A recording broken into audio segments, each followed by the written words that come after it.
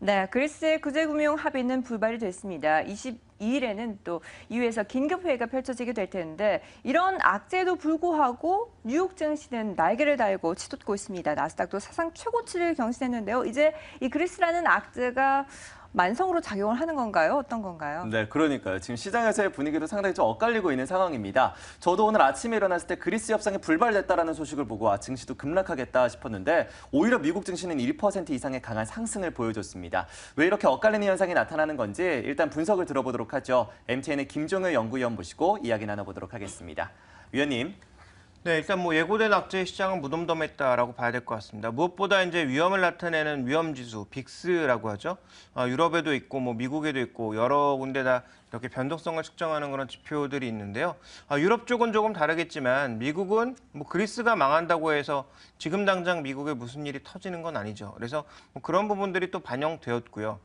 또 미국 내에서도 상대적으로 기술주들이라든지 오늘 실적이 좋았던 종목군들의 뭐 랠리가 이어지고 지표의 긍정적인 모습이 이어지면서 미국 시장은 괜찮았다라고 보여집니다. 먼저 준비된 그림을 보시면 최근의 변동성 추이는 굉장히 제한된 범위 내에서 움직이고 있습니다. 다시 한번 장기 이평선을 넘어서려고 했던 그 변동성이 이틀간 급락하고 있는 모습이죠. 그래서 FOMC에 대한 부담감을 덜고 지금 그리스에 대한 부담감도 어떻게든 주말에 회의를 통해서 22일 유로 정상회의에서는 무언가 답이 나오지 않겠느냐라는 그런 기대감을 갖고 있는 것 같고요. 또 하나 이제 재미있는 것은 이렇게 그리스가 어려워하는 시기에 유럽 증시는 힘든 모습을 보였지만 오히려 유로화는 최근에 꾸준히 강세를 보이면서 다시 전고점 수준까지 은근슬쩍 가고 있단 말이죠. 물론 이 작용에는 달러 약세가 더 크게 작용을 했다라고 볼 수가 있습니다만 최근 유로존 지표의 둔화에도 불구하고 또 독일의 전반적인 부진이라든지 아니면 그리스를 둘러싼 여러 가지 부정적인 소식에도 불구하고 유로화가 슬금슬금 이렇게 강세를 보이고 있는 이 두 가지 이유를 우리가 종합해 보자면 결국 시장은 뭐 예상됐던 악재에는 다소 둔화된 모습을 보여주고 있고 어제 말씀드렸던 대로 그리스 이슈는 확실하게 해결하지 못하고 20일로 다시 또 시기만 이어난 그런 모습을 보이고 있다는 관점에서 뭐 시장은 이에 대해서 무덤덤한 반응을 보였다. 결과를 보고 움직이자라는 시각이 나타나고 있다. 이렇게 볼 수가 있습니다. 네, 그리스 문제가 해결을 시도할 만하다가 다시 또 난항을 겪고 있는 상황입니다. 그 문제에 대해서 일단 보류된 상태이고 그리고 FOMC 회의라는 큰 산을 넘어서면서 시장은 일단 안도감을 내비치고 있습니다. 우리 증시가 본격적으로 상승 추세로 다시 전환하는 것을 기대하고 있는데 어떻게 평가하시나요? 일단 뭐 기술적으로 보면 121선 지지를 받은 이후에 소폭 반등을 시도했는데요.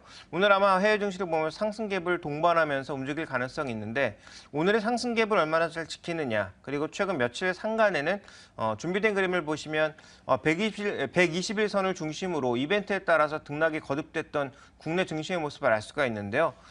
일단 2012년에 그리스 연정 실패 그리고 2013년에 처음에 나왔던 버냉키의 금리 인상 발언, 그리고 2014년도에는 달러 강세, 이런 것들로 인해서 계속 하향하긴 했지만 다시 살아나는 모습을 보였기 때문에 지금까지 완만하기는 하나 상승 추세가 이어졌던 거거든요. 그러니까 이번에도 마찬가지라는 거죠. 일시적으로 121선을 이탈할 수 있지만 이 영역에서 크게 멀어지지 않고 기업 실적들이 어느 정도 뒷받침되는 모습을 보여준다면 뭐 큰 문제는 없다라고 보시면 될 것 같고요. 그다음에 이제 또 하나 살펴봐야 될 것은 국내 유동성입니다.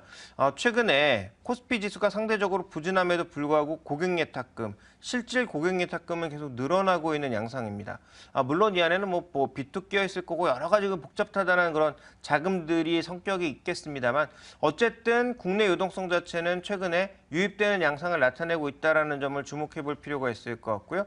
또 하나 이제 외국인이 빠져나가는 구간에서 연기금의 자금이 특정 업종이긴 하지만 들어오고 있다는 관점에서 뭐 국내 수급까지 고려를 해본다면 전체적으로 지금 시장에 대한 부담감은 상당히 좀 많이 덜었다 이렇게 볼 수가 있습니다. 시장에 대한 부담감은 상당히 많이 덜었다라고 평가를 해주셨는데 투자자들 입장에서 봤을 때는 지금 시장을 판단하기가 상당히 좀 어렵습니다. 코스닥 지수는 뭐 연중 최고가를 경신을 한 상황이고 어디에 좀 집중해서 투자하면 좋을지에 대한 의견들이 분분한 상황인데요. 어떤 업종과 종목들에 집중하는 게 좋다라고 보시는 건가요? 단기적으로는 뭐 여러 번 언급드렸지만 핫한 종목군들 여전히 전 뭐 비싸다고 보고 있고 이들 종목 지금 사서 뭐 얼마나 먹겠냐라는 생각 가지고 있습니다만 단기적으로 뭐 시장에 한두 달 내에 시장을 비트하기 위해선, 그러니까 시장 수익률을 넘어서기 위해선 이들 종목을 선택할 수밖에 없다라는 점에는 동의를 합니다. 그래서 뭐 바이오라든지 뭐 화장품, 화학, 콘텐츠 이런 쪽에 이제 주목하는 것은 나쁘지 않다라고 보고 있습니다. 단기적으로. 그렇지만 중장기적으로 이들 종목이 계속 갈 것이냐? 세상에 영원한 강자는 없습니다. 화무 11홍이라고 했는데요. 제가 아마 그때 한 7일 정도 되지 않았나. 꽃이 한 열흘 정도 붉을 수 있는 한 7일 정도 되지 않았나라고 말씀드렸는데 이제 한 8일 정도 되지 않았나라고 보고 있고요. 뭐 10일이 되게 얼마 멀지 않았다라고 보고 있기 때문에 이들 종목에 대해서 장기적으로는 전 여전히 부정적인 관점입니다. 그렇다면 뭐 장기적으로 봤을 때 어떤 종목 사야 되느냐? 지금 시장에서 뭐 PBR이 0.5배 미만에 머물고 있는 뭐 은행주들 같은 경우에는 장기적으로 가져가서 나쁘지 않다라고 보고 있고요. 내년부터 중국에 투자를 시작하는 AI, IB 관련된 종목군들에 대해서도 나쁘지 않게 보고 있고 반도체 업종, 뭐 최근에 모건스턴리가 무슨 말을 하든 저는 장기적으로 한국이 전 세계 시장의 60% 이상을 장악하고 있는 산업이 뭐가 있느냐. 그리고 앞으로도 꾸준하게 계속 돈을 벌어올 산업이 뭐가 있느냐에 대해서는 반도체라는 것에는 전혀 믿음이 흔들리지 않고 있기 때문에 뭐 이들 세 가지 업종에 대해서는 장기적으로 긍정적인 시각을 유지하자라고 보고 있습니다.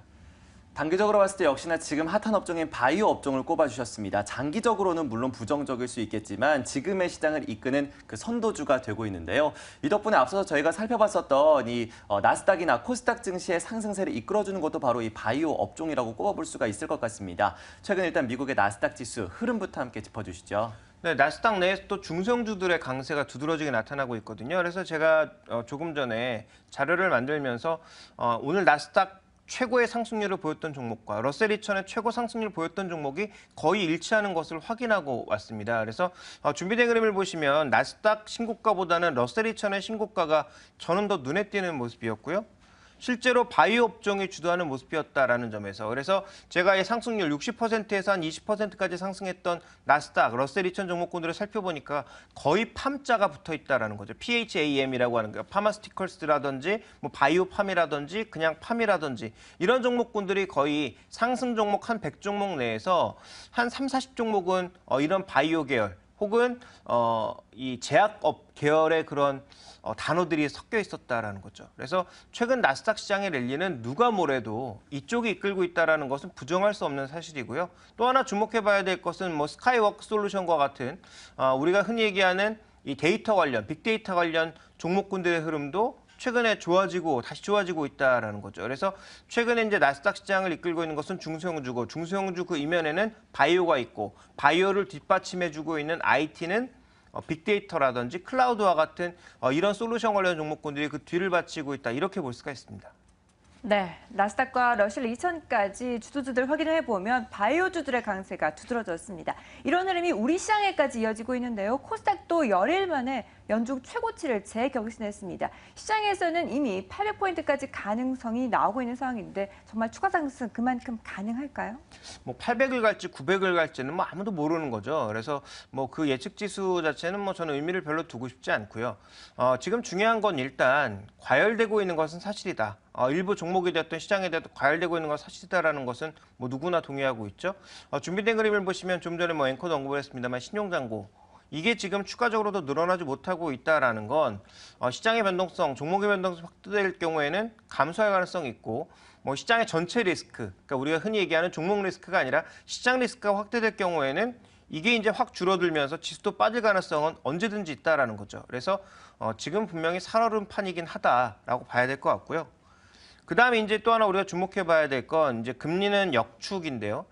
금리가 이제 미국이나 우리나라나 모두 이제 다시 상승하고 있다라는 거죠. 바닥을 찍고. 그럼 이 구간 안에서 금리가 이렇게 상승하고 있다라는 건 그만큼 할인율이 늘어난다라는 거고 빚을 가져간 사람들이 더 많은 이자를 내야 된다라는 얘기인데 그와 관련된 부담을 받을 수 있다라는 거죠. 그러면 상대적으로 빚을 많이 지고 있는 코스닥 시장에서 변동성이 확대될 수 있다라는 것도 주목해 봐야 됩니다. 그렇다면 지금 정책 금리, 단기 금리가 낮아지고 있는데 무슨 소리냐? 그게 중요한 게 아니라 장기 금리의 상승이 꾸준하게 나타나고 있다라는 것을 주목해 볼 필요가 있는 거고요.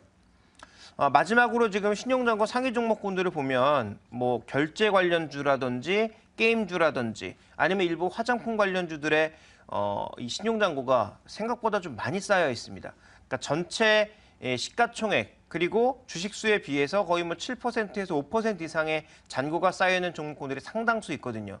그러니까 이게 많이 쌓여있기 때문에 지금 빠진다가 아니라 많이 쌓여있는 만큼 하락할 때 변동성이 커질 수밖에 없다라는 것을 염두에 두시면서 현재 이 표에 나와 있는 종목군들은 뭐 지금 당장 팔자는 아니지만 항상 경계감을 가지고 지켜보자 이렇게 말씀드리겠습니다. 중소형주, 특히나 바이오주들이 지금 시장을 이끌고 있지만 지금의 과열이 언제 끝날지는 아무도 알 수가 없습니다. 그에 따른 수익률도 달라지게 될 텐데요. 어제 마침 2부의 종목 대결 코너에서도 바이오 시밀러 관련주들이 양측에서 모두 다 추천이 됐었는데 그에 따른 종목들 변동성도 저희가 챙겨드리도록 하겠습니다. 자, 이렇게 해서 글로벌 이슈들 모두 다 짚어봤고요. 이제 국내 시장에 대한 이야기도 해보도록 하죠. 네, 오늘 또 특별하게 준비를 했습니다. 동상이목 돌직구를 통해서 제약 바이오주들에 대한 전망과 함께 전략을 확실히 세워보도록 하겠습니다. 동상이목 돌직구 함께 하시죠.